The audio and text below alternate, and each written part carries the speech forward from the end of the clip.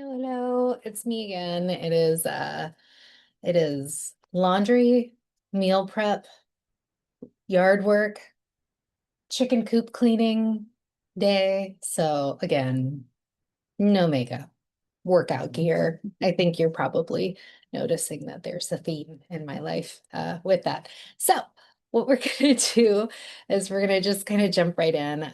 Again, trying so hard, so very hard to be as concise as possible, which is fantastic because that is the topic that we're talking about today is conciseness, especially in your comps. And we're going to talk about that shortly. So, what are comps? What do they do? They're not comparisons to your novel. Your novel should be kind of standalone. It is itself a creation. And so, we're not trying to align your story to someone else's story, but we're trying to position it in the market. Right. We are trying to say, okay, so this novel is like this book in these ways. It is not a one-to-one correlation. So they signal marketplace alignment. They also help your agent to understand who the audience is, who's going to read this, how are they going to position this, what's the tone, what is the structure, where's the emotional resonance? Again, kind of finding that meaty core of what this story is. You see, it's kind of like a waterfall into the other elements of your pitch. Good comps say, if you like these books, you'll understand what I'm trying to do here. What's the vibe? What's the stakes? Who the readers are, who's going to want to be attracted to this book. They're definitely not a list of your favorite books. They're not books that you researched during the writing of, your novel. They're similar, in plot. They could have some similarities there, but they're not like I said, they're not that one-to-one element, right? You're not trying to pinpoint and say this book is exactly like this book and how I did this, We're not copycatting, we're complementing. And they're not just like a list of random titles.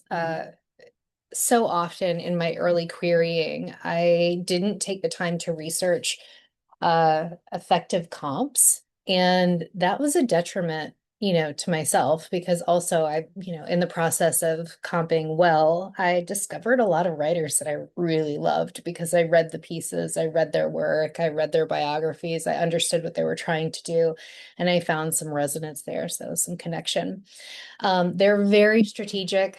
They're very market aware. We're going to talk about that in the next slide. And they are aligned with that emotionality, that core.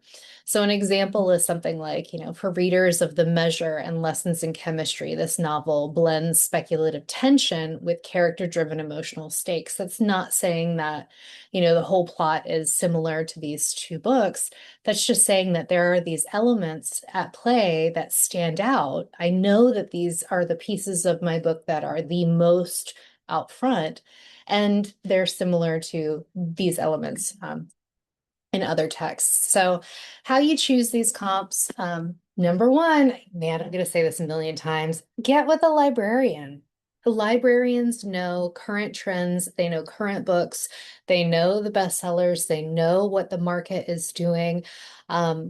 So go in to your library and ask these questions. Hey, I've got this story, here's my pitch. Can you recommend some books that are current, that were published in the last 3 to 5 years? We want current market metrics to be able to pull from. Can you help me find, this is the emotionality of the book. What are some texts that are like that? This is my structure. Maybe you've got, like, I had an ensemble cast, right? I had self-transformation. I had some environmental themes going on as well in the background and class consciousness. So I read broadly about that. I'm going to get back to that soon. This is going to be longer than 5 minutes. Voice and tone, what's the similarities? Do you have humor? Is it dark? Is it suspenseful? Like, what's the tone that you're trying to achieve? Read those books. And again, know your audience, right? Are you searching for upmarket? Are you searching for indie? Are you searching for book club? Like, where do you see your story being placed?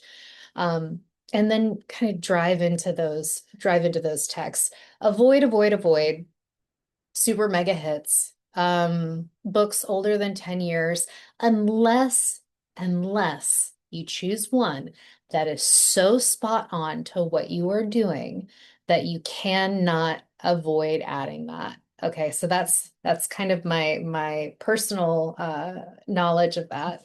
And that's more of a craft structure thing. But for the most part, you want modern texts, right? And don't, avoid books that are super similar in, your broad strokes, right? Settings, themes, things like that. My book took place on a cruise ship.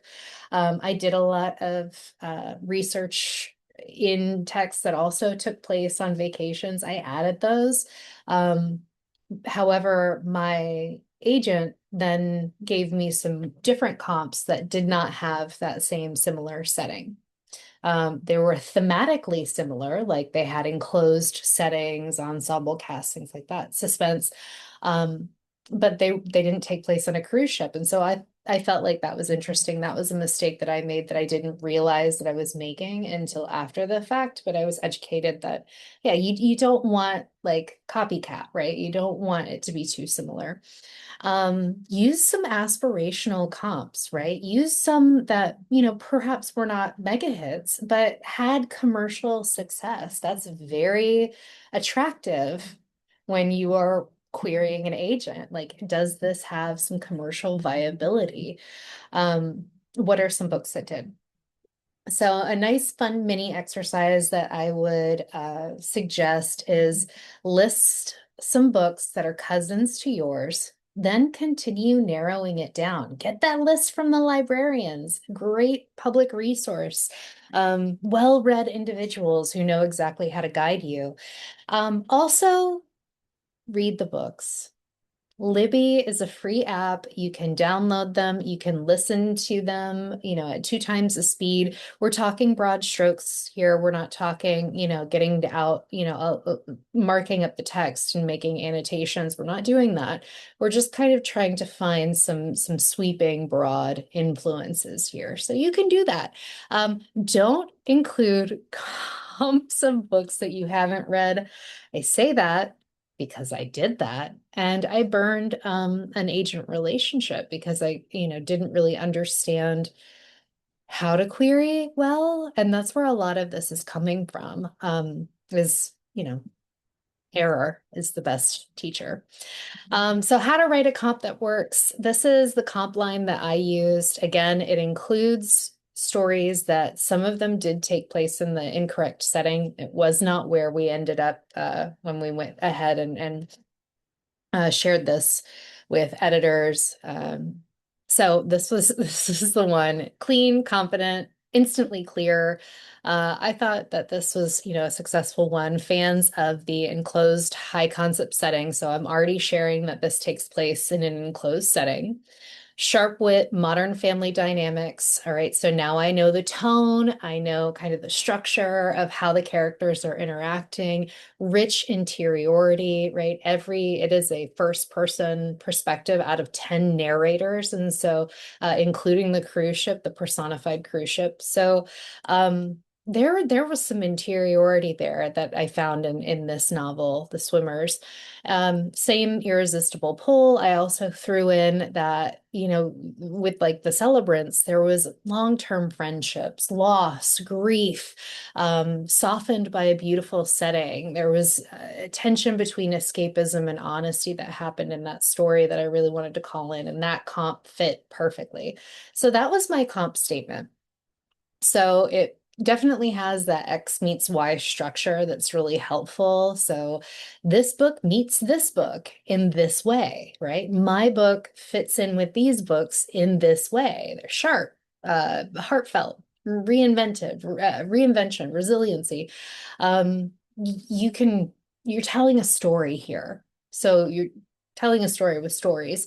So you're saying to your agent, to who you're querying, like, this belongs in this canon and in these ways.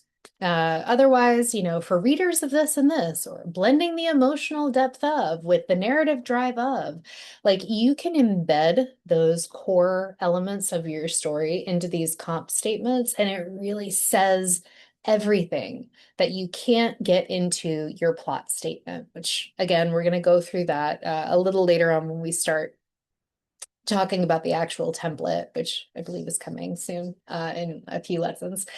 Uh, Keep it simple, agent skim, bold the titles, uh, make them jump off of the page so you're imagining an agent skimming. So the use of bold text judiciously is going to help pop these off of your pitch. Again, you're writing a story. Another great thing to do is engage with the agent's work.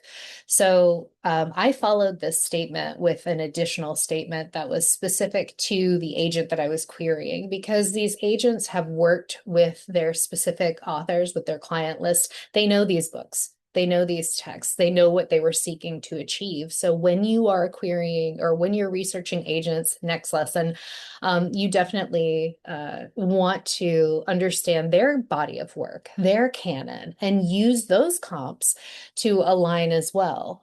So in my experience, my agent agented deals on these three texts, so I knew that he would know exactly what I was trying to do. So I said, I know that this aligns with your interest in character-driven voice, character-forward, voice-driven narratives, strong emotional spine, as seen in, again, back to the interiority of this text, the layered storytelling under pressure that you authored a deal with this text, and the longing for meaning that was authored in this text.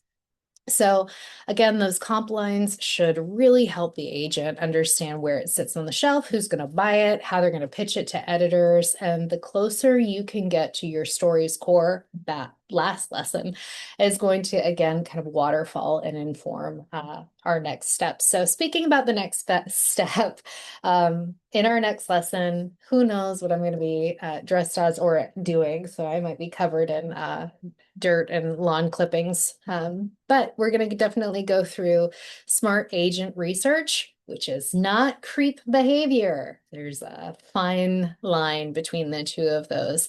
Again, I know because I crossed that line. So I'll see you on the B side of that conversation. Thank you so much. I'm having a lot of fun with these. I hope you're getting something from it.